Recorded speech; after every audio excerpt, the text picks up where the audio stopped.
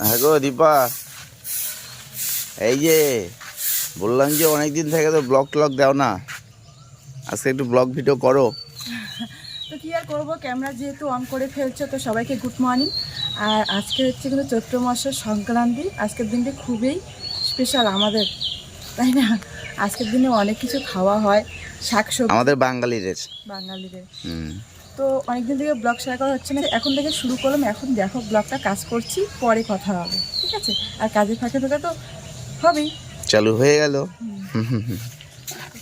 তো হঠাৎ করেই তোমাদের দাদাভাই ক্যামেরা অন করে বলছে ব্লগ করো। অনেকদিন থেকে ব্লগ আমি করি না, মানে সময়টা হয় না আর ব্লগ করার। তো মাঝে মাঝে ব্লগটা দিব, মানে প্রতিদিন বা দু একদিন পর পর ব্লগটা আমি দিতে পারছি না। তো তবুও চেষ্টা করব আমি 2-3 দিন পর পর ব্লগ দেওয়ার। আর আজকে দেখো সকালবেলা যেহেতু বর শুরুই করে দিয়েছে ব্লগটা, তো এখন দেখতে থাকো ব্লগটা। আর আজকে অনেক সকালে মোটামুটি উঠে পড়েছি, আর উঠোন ঝাড়া মাত্র কমপ্লিট। এখন বাসনপত্র মাজা ঘষা করব। আর এই ব্লগটা হচ্ছে চৈত্র সংক্রান্তির দিনের ব্লগ। আর আজকে কিন্তু আমাদের বাড়িতে অনেক কাজ, আর সাথে কিন্তু অনেক নিয়ম কানুনও মানে মেনে চলতে হবে। বিশেষ করে গ্রামের বাড়িগুলোতে কিন্তু এগুলো নিয়ম হয় প্রতিটি বাড়িতেই। এদিকে দেখো টাইমকলের জল চলে এসেছে, আর টাইম কলটা মানে বন্ধ। যখন সকালবেলার হয় সবাই কলপাড়ের মধ্যে ভিড় হয়, এরকম করে দাঁড়িয়ে থাকতে লাগে। আজকে টাইম কলটার মধ্যে জল চলে এসেছে, তাড়াতাড়ি এসেছে, তো বালতিটা দিয়ে রাখলাম জলটা ভর্তি হোক। এদিকে আমি বাসন কটা মেজে নিব। প্রতিদিনই তো এগুলো কাজ আমাদের করতেই হয়, কিন্তু কোনো যদি পুজো বা তিথি বা যে কোনো বাড়িতে যদি হয় তাহলে কিন্তু আমাদের কাজের চাপটা একটু বেশিই বেড়ে যায়। ও তেমনই আজকে বাসন কটা মেজে নিয়ে এখন তারপরে পড়বো ঘর দুয়ার পরিষ্কার করতে। তো এগুলো তো প্রতিদিনই করতে হয়, কিন্তু আজকে একটু অন্যভাবে মানে ভালোভাবে ক্লিন করতে হবে সবকিছু। আর পুজো তিথিতে এইগুলো কাজ না করলে না একদমই ভালো লাগে না। হই বা অন্য কেউ হোক, সবসময় কিন্তু আমরা নিজের জিনিসগুলো সবসময় বেশি যত্ন করি।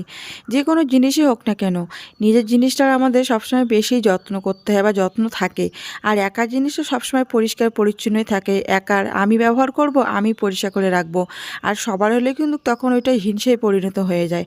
এ করবে না, ও করবে না, এই নিয়ে কিন্তু সংসারের মধ্যে ঝামেলা অশান্তি শুরু হয়ে যায়। আর একটা পরিবারে গরিব হোক বা ধনী হোক, একটা কিন্তু রান্নাঘর, একটা মানে সুস্থ স্বাভাবিকভাবে রান্নাঘর কিন্তু লাগেই। আর আমার এইটা কিন্তু রুম হবে, মানে শোয়ার একটা রুম হবে। এখানেই আমি আপাতত রান্নাঘর বানিয়ে রান্না করছি। তো রান্নাঘর যদি না হয় না, তার মতন খারাপ বা কষ্ট কোথাও নেই। রান্নাঘরে সব কিছু জিনিসপত্র প্রতিদিনে রোজ দিন ওই ঘরে নিয়ে যাওয়া আবার নিয়ে আসা, এগুলো কিন্তু একদমই মানে মন চায় না, কিন্তু বাধ্য হয়ে করি। আর একটা কথা সবসময় মাথায় রেখে চলি, সময়ের আগে কোনো কিছুই হয় না। স্নান কমপ্লিট। এখন ধরো কত জামা কাপড় ধুয়ে এখন রান্নাঘরে যাবো, ধুয়ে মেলে দিয়ে এখন রান্নাঘরে। দেখো একটুখানি মোবাইল নিয়েছে, দেখো চলে আসছে।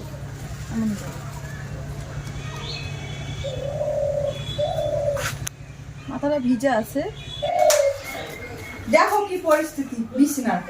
মোবাইলটা নিয়ে গেছে, ও দেখো কি করছে, সম্পূর্ণ বিছানা একদম নিচে মানে নামায় রাখছে রাগের কারণে। মোবাইলটা যে নিয়েছে, এদিকে আসবি, এদিকে তুমি আসবে, দেখাও ওকে, দেখো দেখো।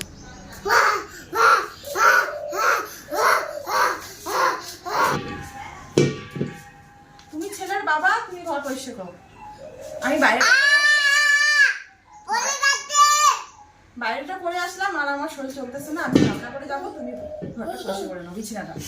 স্নান করে আমার কাছে সব থেকে বড় কাজ হচ্ছে সিঁদুর পরা। স্নান করে এসে যদি সিঁদুর পরে না নেই, আমার সারাদিনের মতো যে মানে কি যেন ফাঁকা ফাঁকা লাগে, মনে হয় যে কি করিনি। দুটো নিয়ে এসেছে, একটা দেই মা ঠাকুরকে দিবে, আর একটা থাক পুষ্কুসিনা খাবে। তো কালকে তোমাদের দাদাভাই দুটো তরমুজ নিয়ে এসেছিল, তো আজকে সকালবেলা মাকে দিলাম, যেহেতু চৈত্র সংক্রান্তি ঠাকুরকে মানে দিতে পারবে এখন। আর মা এখন পুজো দিচ্ছে, আর এদিকে আমি ভাত বসিয়েছি।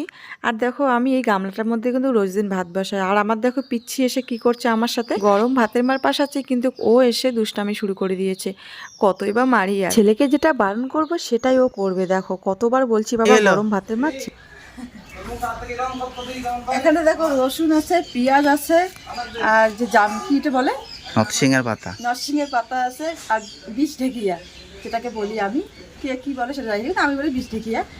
আর দেখো আছে, এগুলো আমরা দরজার মধ্যে এই সংক্রান্তির দিন লাগিয়ে দিই। বাঁধাও দেখি, পারবে তো? না পারবো না, বলছি তুমি স্নান করে লাগিয়ে দিও। দেখো দেখো, আরে আমি পারবোই না, দেখো না পারতেছি না, তুমি লাগাই দিও না। সর আমি লাগিয়ে দিচ্ছি। আর আজকে সংক্রান্তির দিন হচ্ছে মা দেখো চাল ভাজা, চিড়ে ভাজা আর হচ্ছে ছোট গুঁড়ো আলুগুলো, সাথে কিন্তু হচ্ছে ছোলা বুট, এগুলো কিন্তু ভাজা করছে। তো এই ভাজাটাই কিন্তু হচ্ছে আমাদের নিয়মে, যে ঠাকুরকে আমরা এগুলোই দিই, মানে এগুলো ভাজা করেই আমরা গামলার মধ্যে একটা ঠাকুরকে আমরা নিবেদন করি। তো সবটাই দেখতে পাবে ব্লগটা দেখলে। আর এখানে কিন্তু দেখো মা রোদ্রের মধ্যে বারান্দায় একটা উনান পাতি, এটা নিরামিষ উনান, এখানেই ভাজাভাজি করে ঠাকুরকে আমরা দিব। আর এখানে দেখো মা পুজোটা বসিয়ে দিয়েছে। নিয়ম যেমনই হোক না কেন, বংশ পরম্পরার নিয়মে একটা আলাদা কিন্তু টান থাকে, আর সবার নিয়ম কিন্তু কখনোই এক হয় না। আমার নিয়ম আলাদা, তোমাদের নিয়ম আলাদা।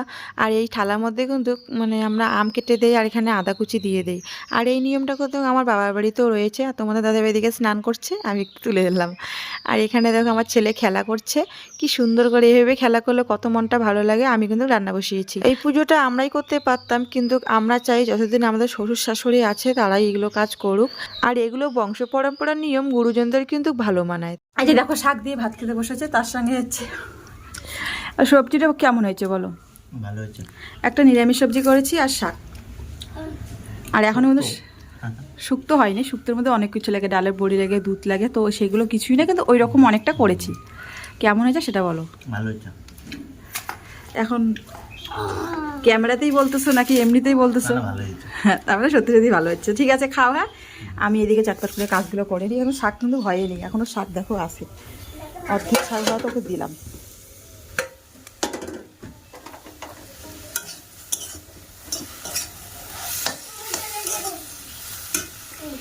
সারাদিনের মতন টুকিটাকি কাজ বাজ তোমাদের সঙ্গে এতটুকুই শেয়ার করলাম। আর আমি কি বলো তো, মানে ব্লগটা না রাত্রেবেলা পর্যন্ত কন্টিনিউ করতে পারি না।